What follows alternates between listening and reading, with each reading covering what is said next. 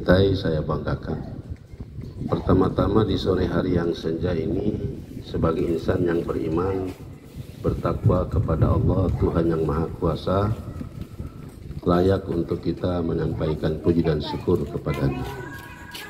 Karena kita bisa hadir di sini bukan semata-mata karena kemauan kita. Ini atas izin Allah Subhanahu wa taala, atas izin Allah, illa biiznillah. Salawat dan taslim senantiasa tercurah kepada junjungan sejati, panutan dan qudwah teladan kita, Muhammad sallallahu alaihi wasallam.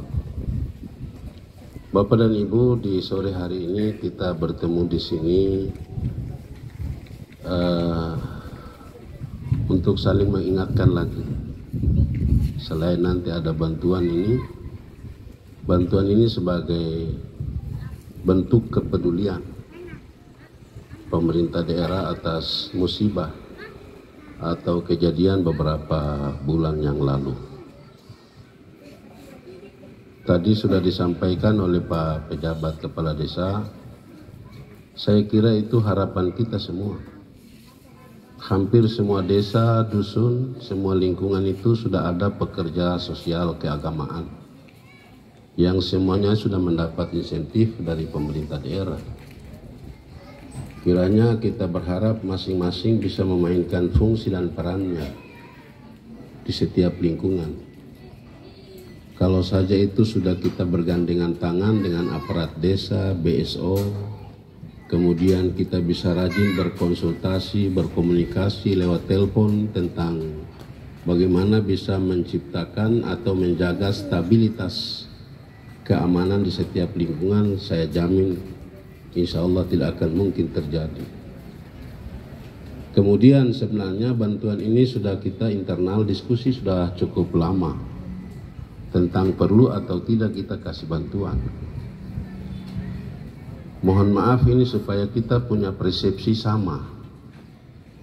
Sebab kalau setiap ada kerusakan, kemudian pelaku itu tidak ada efek jera, dan semua menjadi beban dan tanggung jawab pemerintah daerah, itu secara tidak langsung sama dengan mendidik masyarakat untuk tetap berbuat anarkis. Dan pemerintah daerah suka atau tidak harus menganggarkan resmi di APBD setiap tahun. Berapa miliar? Karena sulit kita prediksi dalam satu tahun kejadian itu berapa kali. Dan kalaupun kita anggarkan resmi di APBD, nanti seolah-olah terbentuk pikiran masyarakat, ketong bakalai saja barang anggaran so ada di atas. Jadi motornya, mobilnya, rumahnya, kiosnya, warungnya dijara, dikasih rusak saja. Barang anggaran so anggaran dia formalkan di APBD. Bagi saya, nurani saya sedikit menolak, bertentangan.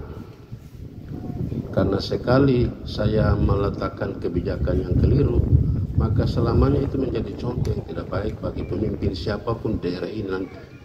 Barang ketong bikin contoh, orang bakalai motor-motor rusak ditimbun jadi satu tumpukan baru kas bakar saja, nanti kan pemerintah daerah juga yang bayar.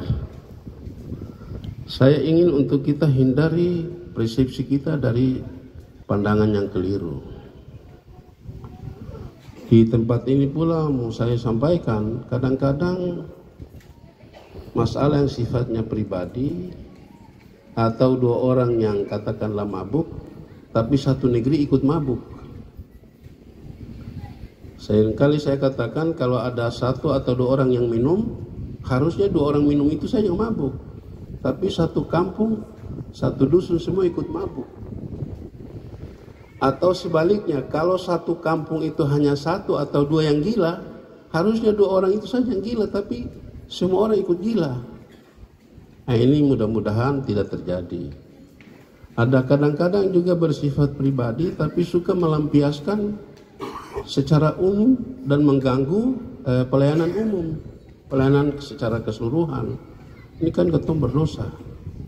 Saya kira agama apapun mengajarkan kita bahwa mana yang sifatnya pelayanan umum, bahkan ketong punya lokasi ada, lahan ada, ketong kasih untuk orang bisa buka akses jalan, kan itu kaitan dengan kemaslahatan umum.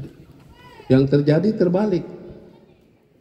Saya punya masalah pribadi, besok-besok kalau anak saya berkelahi dengan siapa, kemudian saya lampiaskan kemarahan saya, lalu palang jalan, palangin, mohon maaf saya harus sampaikan begitu. Kan kasihan juga. Orang jadi resah, orang jadi gelisah, yang tadi jadi simpatik berubah jadi antipati. Karena kita salah bertindak. Saya bilang di kampung sebelah juga, ada pesta. Saya minta kepada pimpinan di tingkat desa agar proaktif, responsif, tanggap dan peka untuk membaca setiap lingkungan. Kalau ada kegiatan, aktivitas yang mencurigakan, sejak dini sudah harus melakukan tindakan.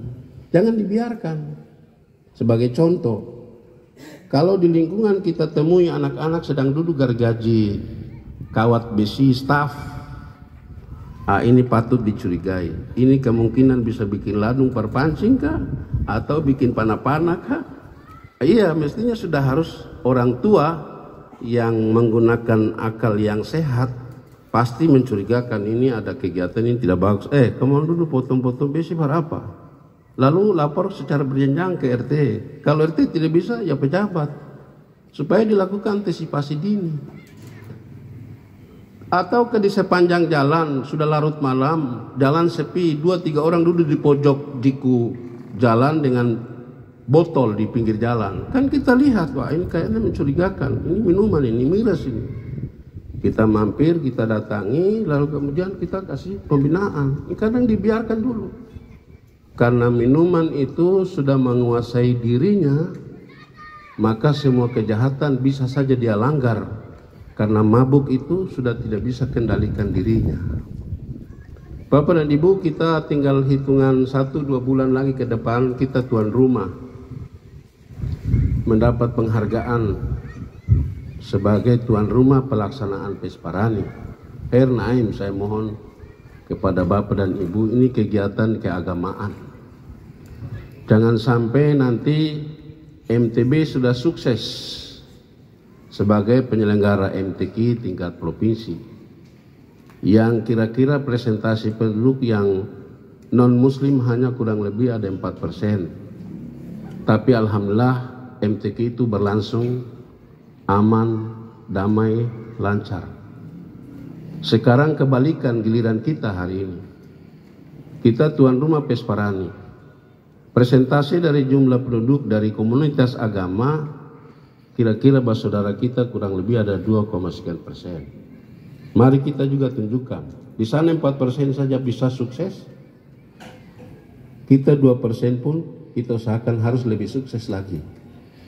Karena itu insya Allah Pak Kepala Desa atau pejabat Kepala Desa nanti bawa ke rapat di lingkungan, setiap BSO dan semua lingkungan pemuda diperankan untuk menyusun kira-kira modus atau strategi untuk mengamankan lingkungan sepanjang dari sekarang ke sana ke depan.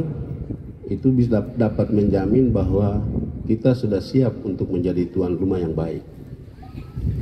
Saya kira itu yang dapat saya sampaikan. Sekali lagi saya titip kepada Bapak dan Ibu yang majelis taklim, supaya kalau ada ribut ya tolonglah bisa cepat memediasi supaya tidak bisa melebar sampai mengganggu kenyamanan dan ketentraman orang lain.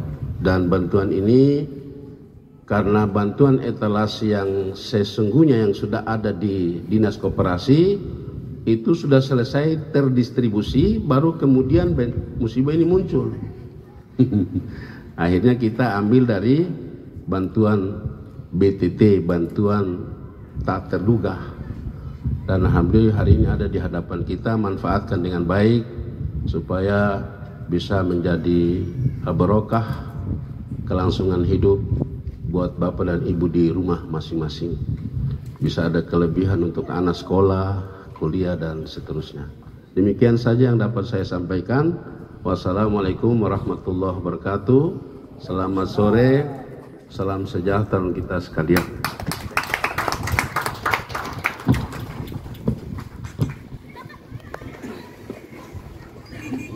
Dilanjutkan dengan penyerahan bantuan kepada perwakilan penerima manfaat. Namun sebelum itu kami bacakan nama penerima etalase dan gerobak. Yang pertama atas nama Ibu Dewi Mustika Rumra, bantuan berupa etalase 170 x 100 x 45 3 rak, pintu geser dan pakai kaca bening.